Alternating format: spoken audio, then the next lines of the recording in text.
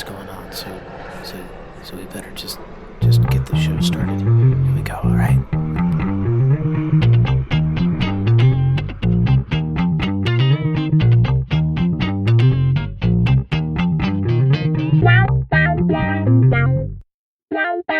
Number 40. Thank you for sticking so long. And like I said, I don't know what's going on out there, but we live half a mile from Hunter Army Airfield here in Savannah, and we're right on the helicopter flight path. And we've been seeing those helicopters out there. There's green lights and red lights on the bottom, and some nights it's just a single searchlight out there, but it's not a police copter. They're going right for the base, right for the airfield, and man, I don't know. We're like a half mile, maybe off the flight path of the planes. We see them coming over when we go over to our local little watering hole over in Ben's neighborhood, bar and grill. Go say hi to them if they're still there tomorrow. Yeah, they will be. I'm messing with you a little bit, but really they've been out there, and I thought I'd do something a little different this time. Just a little catch up, and talk about what's been going on in the neighborhood, because I have noticed some increased activity in some of the flyover stuff going on, and man, I haven't told too many people this, but we're out a couple weeks ago, and I was out late with the dog. And I do that like 1:32 in the morning a lot, because of the job, and and man, like the air smelled weird, and like everything, like it just outside sounded like a fluorescent light bulb, like that buzz you get. It was just really strange, and we're next to this ball field, so we were coming around the corner. And I fully expected to see a UFO or something, and aliens climbing out, and I don't know. We walked around the corner and there was nothing, obviously, but because yeah, I definitely would have told you before if there were. But yeah, no, it's been interesting. Feeling a little paranoid. I want to stay away from politics as best I can, but with I don't know, the dossier breaking this week, whether it's real or not. Um, we felt like talking about it. Was like, should we be talking about this? I don't know. I don't cover my computer microphones or my cameras, so I don't know. I don't know who's listening. I have an idea who's listening, but I just assume, you know, never mind just the computer, but look at the phones. I don't really understand the technology. But I was out with a guy who's been selling cars for 19 years, and that's as long as I've been buying cars. And I asked him, I said, hey, when you started selling cars, did you have any idea what you'd be selling? And he was like, nope. Oh, this is entirely different. Check out some of the covers of the Detroit Auto Show this year. We'll have links in the show notes over at joshshear.com /podcasts. But there, we've already had for a few years cars that don't require gas, but they're going further and further on single charges, and more we're getting autonomous vehicles. Google's got a vehicle that they're debuting that's basically a drone carrier. It's an autonomous van with a shipping drone on top. So on top, I think it was Google that had it. I don't know. You can look through the coverage and tell me I'm an idiot that it was Amazon or something, but I feel like it was Google because they do have shopping and all that stuff too.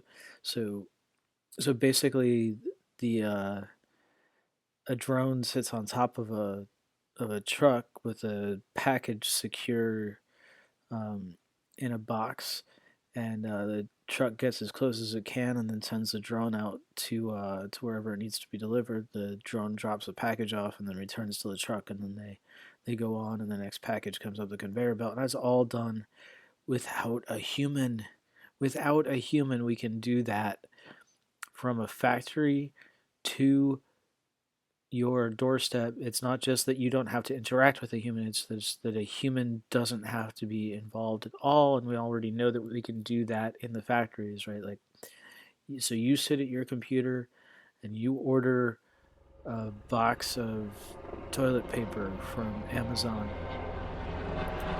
Heck, if you want to do that, I'll leave you a little link in the show notes. You can buy a nice big box of toilet paper and support the show a little bit.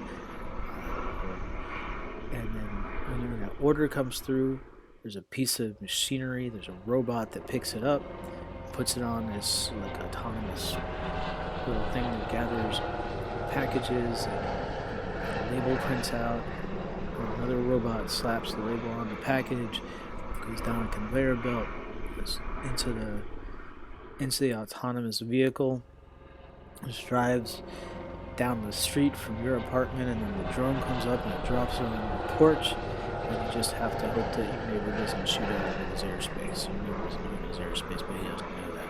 So, yeah, that's what's happening here. Whew, I feel like I should slow down a little bit. What else is happening? So if you've seen me in the past couple of months, you know that I've had this little cyst under my eye. Today, we're recording at the hours, Thursday the 12th of January, 2017. Now I've had this little cyst under my eye, and we're going to go get that lanced this afternoon. So that should be fun. They're going to put a patch on it, which I'm fully going to milk. My wife already had scheduled a work party on a boat. So, they'll probably give me clearance to take the patch off my eye before that, but there's no chance that I'm getting on that boat without my Pirates patch on. That pirate bandana for it. So, yeah, I'm sure there'll be photos on the Instagram and whatnot. Oh, what else? I think, this is just going to be a short one. The other thing I wanted to talk about. It will be a short one, I promise. I won't ramble on too much longer. But make sure take advantage of your public library, man. I just figured out all the technology around it, but here in Savannah, we've got the Live Oak Public Library system is tied into the Georgia download destination, and I know other library systems across the country do something like this, but so I can download the Overdrive app to my laptop and to my phone, and then I can hook into the Georgia download destination system, which is linked up from it's linked up from my library's website, so I can go straight through there. Search audiobooks. You borrow them for a week, so you download them to your device, and you listen, and after a week, they just disappear off your device. It's awesome. I'm on my third Malcolm Gladwell book of the week.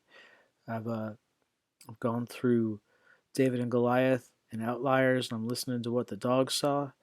While I'm at work, I can, I'm not turn the TV off and learn something while I'm working. It's awesome, and they got hundreds of titles. Not they're no audible.com. Let's put it that way.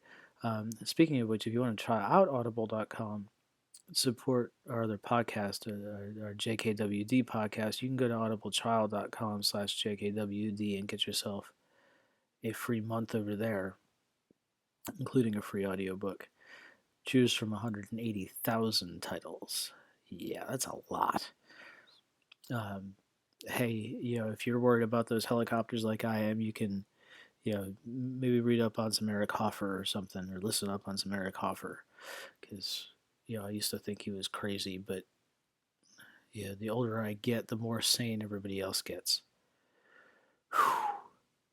Yeah, like I said, been a weird year. I think, been a weird year, 2.5 weeks old. 2 weeks old, not even 2 weeks old.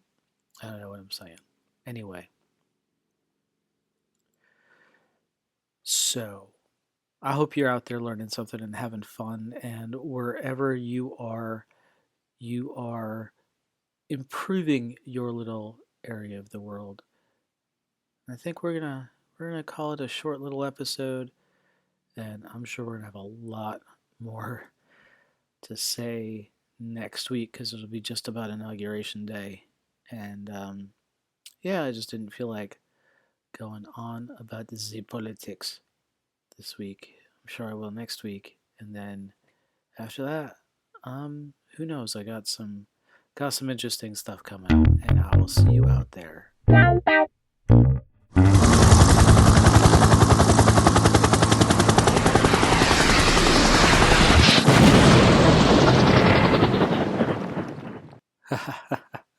Thank you to Chester Barrett, Mike Koenig, for the helicopter sounds. That was fun.